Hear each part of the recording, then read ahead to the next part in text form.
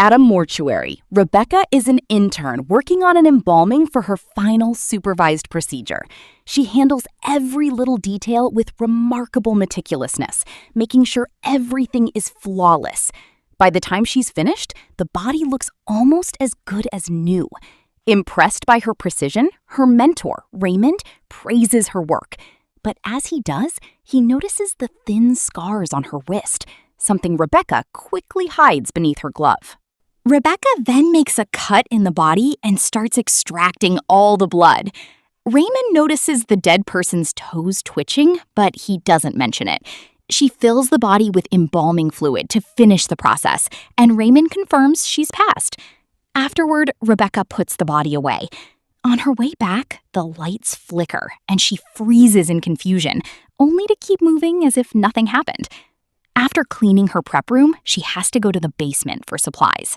However, it's very dark down there, and she hesitates to move. Suddenly, she's startled by something moving in the shadows, but it's just Raymond. He tells her to never go to the basement and to take supplies from the closet instead. After Rebecca walks away, Raymond looks back to check on the creature running around the basement and locks the door. In the office, Raymond wants to make a toast to celebrate her promotion to full-time employee, but she says she doesn't drink. Now that she doesn't need him anymore, she'll be in charge of all the embalming, and he'll concentrate on the business end of things. Rebecca will get the day shift, and Raymond will handle any night emergencies. She tries to say that she doesn't mind working nights, but Raymond angrily turns her down.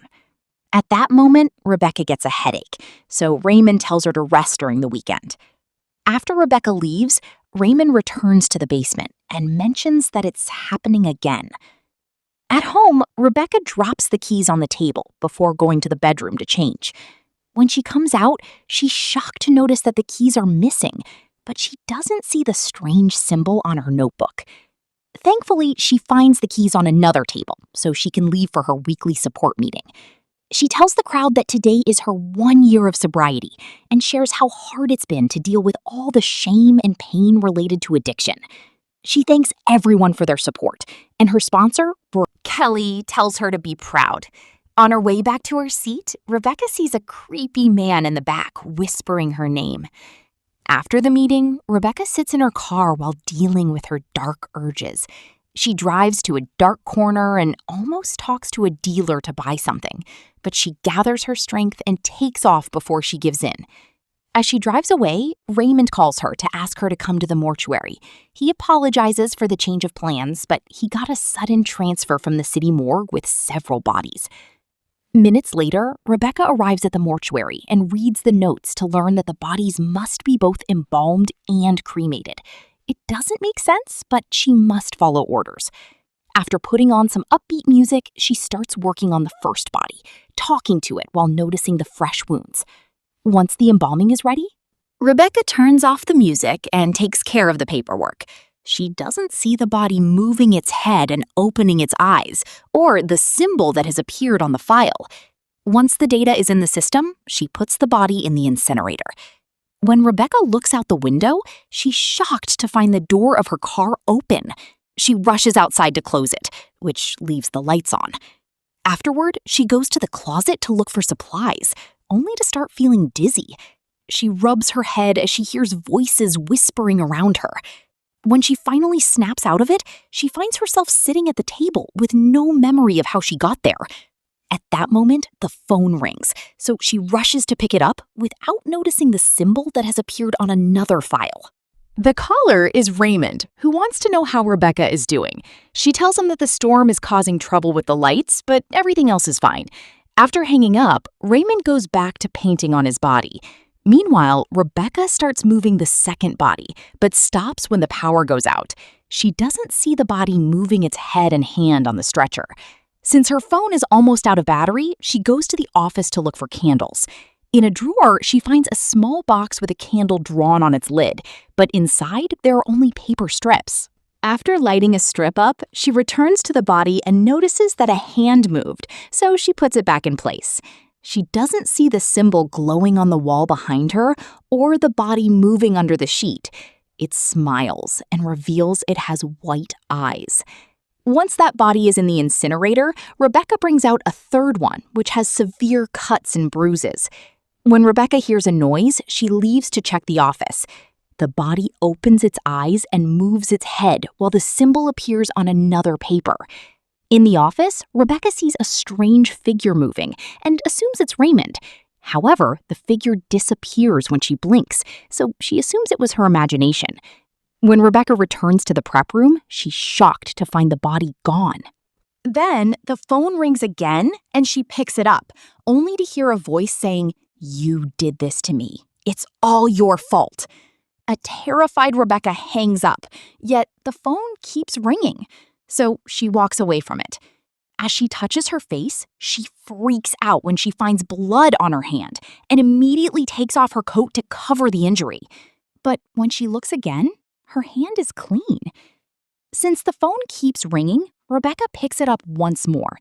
The same voice says he wants to report a missing person, making Rebecca realize it's her father, Ben. He mentions that her 14-year-old daughter, Rebecca, has disappeared, and she remembers the day she passed out near the lake after hanging out with some friends and consuming too much. Since the police had wanted him to wait 24 hours for a report, Ben went out to look for her himself. That was the night he died, and Rebecca still feels guilty for it. After having a vision of a strange creature, she passes out. In the morning, Rebecca is shocked to wake up in her bed. She looks at herself in the mirror before she hears someone pounding on her door. As she leaves the bathroom, the mirror fogs up and the message, "Let me in," appears. Rebecca opens the door to find Kelly, who scolds her for relapsing. It seems Rebecca doesn't remember coming home or calling her for help. She swears she didn't consume anything, but Kelly doesn't believe her, causing her to have a breakdown. When Kelly hugs her to comfort her, Rebecca starts holding her too tightly. Kelly pushes her off and is horrified to see that Rebecca's eyes have turned yellow, so she tries to run away. Rebecca captures her and throws her around the kitchen before biting Kelly's finger off. Then she throws Kelly on the floor and stabs her in the ear with a bottle opener, twisting it a few times to kill her. Afterward, Rebecca snaps out of it and is horrified by what she did. She washes the blood off before calling Raymond, who immediately sends her back to the mortuary. When she tries to say no, Raymond explains that he knows what she's going through, so he'll explain at the office. While Rebecca freaks out because Raymond knew all along and did nothing, Kelly stands up and removes the bottle opener from her ear. Rebecca sees her and immediately runs away, only to find the real Kelly at the door. It seems the entire incident had been a hallucination. Ignoring Kelly's concern, Rebecca gets in her car and drives back to the mortuary. Raymond explains that demons or entities often inhabit dead bodies until they can find a living person strong enough to be possessed. It seems a demon has chosen Rebecca, and now it's using all her dark secrets and sad memories to weaken her until she submits. Raymond has been learning about this for years, so he tries to teach Rebecca as much as he can in minutes. He shows her a tray with some symbols, explaining that they must be used to form the demon's name. Rebecca must find out her entity's name and burn the corresponding mark to banish it to hell. Before Raymond can finish, the demon takes over Rebecca's body and insults him before throwing him over the table. She grabs a fire poker and tries to come closer, but Raymond opens his shirt to reveal his tattoo of a protective symbol. Then he runs out of the office and locks the door right before the demon could catch him. When Rebecca returns to normal, she begs Raymond to open the door, but he apologizes and leaves. While the entity appears in the prep room, Rebecca runs around searching for an open door or window, to no avail. She also tries the phone, but it isn't working. Rebecca decides to read Raymond's notes, only to get distracted by her granddaughter appearing outside the window. The old lady sweetly asks her to let her in because it's cold, but she suddenly gets aggressive and pounds on the window as she calls Rebecca a disappointment. Her voice gets deeper and soon becomes a growl. When Rebecca turns around, she's shocked to see Ben with bleeding wounds on his face. He says he's brought her a scalpel so she can self-delete again and they can be together. After the scalpel cuts Ben's hand, he tackles Rebecca and stabs her multiple times in the leg while her grandmother keeps screaming. Suddenly, Rebecca snaps out of it and realizes this is another hallucination. She almost self-deleted again, so she drops the scalpel in horror. Then, Ben reappears in the corridor and says she'll die as he comes closer, so Rebecca hides in the next room and locks the door. While Rebecca keeps hearing whispers from multiple voices announcing her death, Raymond tries calling the mortuary to no avail. Afterward, Rebecca looks through the window and notices Ben is gone. She also discovers that the missing body is back. She decides to sneak back into the prep room and grab some things to start stitching her wound. At that moment, the body sits up, only to lie down again when Rebecca looks up. Once she's done with the stitches, she hears a voice telling her to cut. She grabs a scalpel and approaches the body, which wakes up again and starts fighting her for the scalpel. After some struggle, Rebecca reaches for the fire poker and manages to stab the body in the neck, but the demon is strong and easily pulls it out. Rebecca grabs some wire and ties it around the body while it laughs with the demon's voice. Then, Rebecca finally picks up the phone, and Raymond finishes teaching her what to do. Following his instructions, Rebecca pours her blood on the possessed body before pushing it into the incinerator. Unfortunately, it doesn't work, and the incinerator blows up, sending Rebecca flying. A flashback shows a teenage Rebecca strapped to a hospital stretcher. The young girl suddenly changes into her adult self, and Rebecca wakes up to discover she's inside the incinerator. She freaks out and repeats that this isn't real until she's back in the room. Afterward, Rebecca calls Raymond and tells him it didn't work. However, Raymond reveals he hasn't talked to her, which means it had been a demon trick. Raymond tells her to search for some tapes downstairs, but his voice transforms when his instructions change into torture. The entity watches from behind a door while Rebecca hears the demon's voice asking her to save her father. Rebecca goes to the basement, where she finds a locked door in a small room with the tapes. She's startled by something moving, but it's just a falling box. More things start falling off the shelves, so Rebecca rushes back to the office. When she plays the tape, she finally gets the instructions she needs from Raymond. She must burn a strip to find the right symbols and choose them on the tray, which must be put on the body housing the demon before incinerating it. The blood of the possessed must also be injected into the body to bind it to the mark. Otherwise, the entity will escape before burning. This blood can also be saved for later use, so this won't happen again. As a demonstration, Raymond cuts the arm of a possessed body called Valerie, who keeps crying for mercy from inside a coffin. After looking at Raymond's notes one last time, Rebecca lights up a paper slip and wanders around the room until she finds a symbol on the wall. She puts the same mark on the tray before continuing to look for the others. Soon, Ben appears again and distracts her with sweet words before grabbing her neck to start choking her. When Ben asks her to let him in and laughs like a demon, Rebecca manages to snap out of it. Next, she unlocks the mysterious door in the basement where she finds a hole in the wall that lets her look at Raymond dealing with Valerie. She keeps begging for help, but Raymond says she isn't Valerie anymore. When Rebecca looks away, she finds herself inside a coffin, so she pounds on the lid until she comes out. When she lights up another strip, she finds the second symbol. As she returns upstairs, the entity watches her from the shadows. After getting the third symbol from the supply closet, Rebecca finds the last one in the bathroom. Suddenly, the door locks itself and the room starts filling up with water.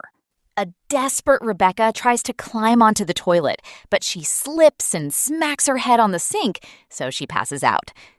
Another flashback shows Ben finding a young Rebecca near the lake. He yells for help, but nobody comes, so he tells her to wait while he goes looking for a doctor. Unfortunately, Ben slips and hits his head on a rock, which kills him. In the present, Rebecca wakes up in the bathroom and is back to normal. In the office, she puts the 4 symbols on the tray and the center glows. She also keeps hearing a voice.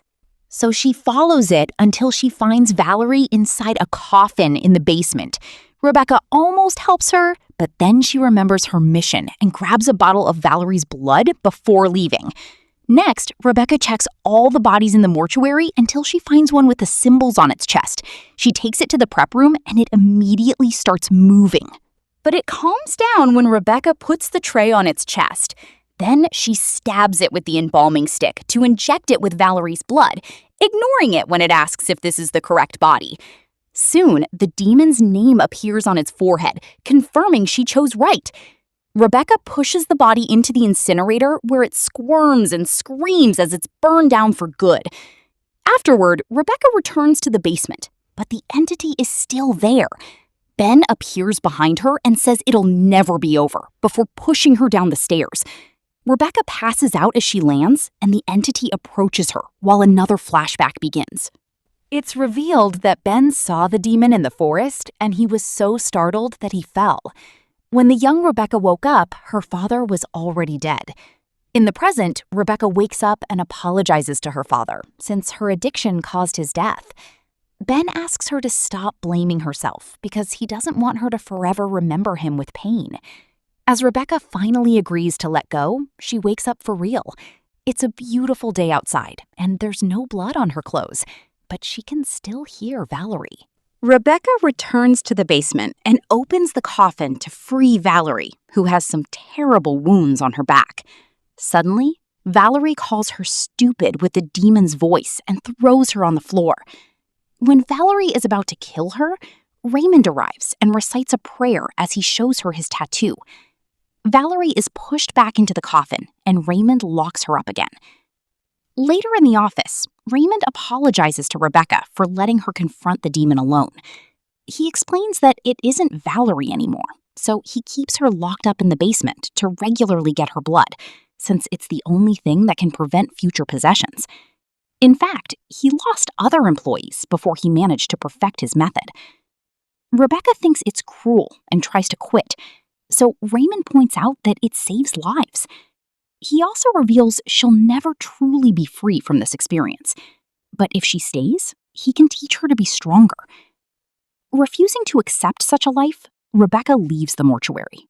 However, she sees the entity in the park where kids are playing. Realizing Raymond is right, she goes back inside to accept her new job. Thanks for watching. If you found this